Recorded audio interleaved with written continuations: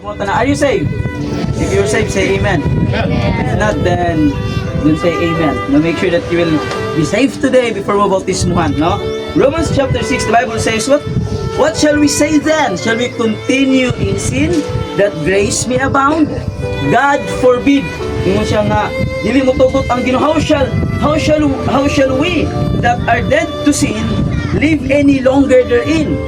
Know ye not that so many of us were baptized into, muna itong hinumduman, many of us, kano sa mga nalitabo ng many of us were baptized into Christ. Actually, this water baptism, water baptism may tabo karon, this is what we call the manifestation ba? Ipakita nato o ipakita ninyo sa mga eyewitness how the Lord Jesus Christ or what the Lord Jesus Christ done sa imuhang kinabuhi when you got saved. Sa diyan imuhang gidawat si Kristo na imuhang Dios ug manluluwas. Dili ka bautismuhan para mamembro ka sa baptist ka simbahan. Amen ba? Amen. Because would you like it or not, even though you are not baptized yet, but you're already baptized spiritually. That's what the Bible says. You are in Christ. Ang word nga baptism, from the word baptismo, sa gitawag Greek word, nabot pasabot to put in or put into. Ibutang dina or naana dira sa sulod.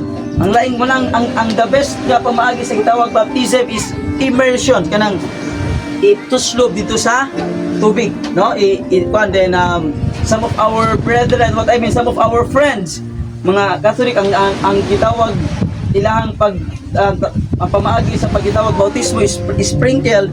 That's not what the biblical term of baptism.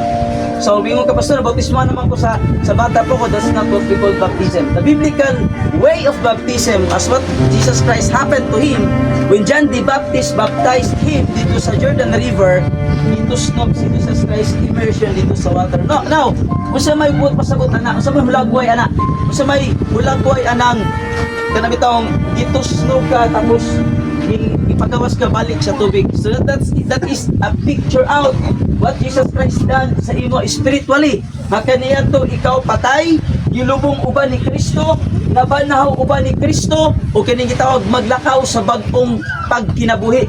That's what the Bible says in the book of Romans chapter.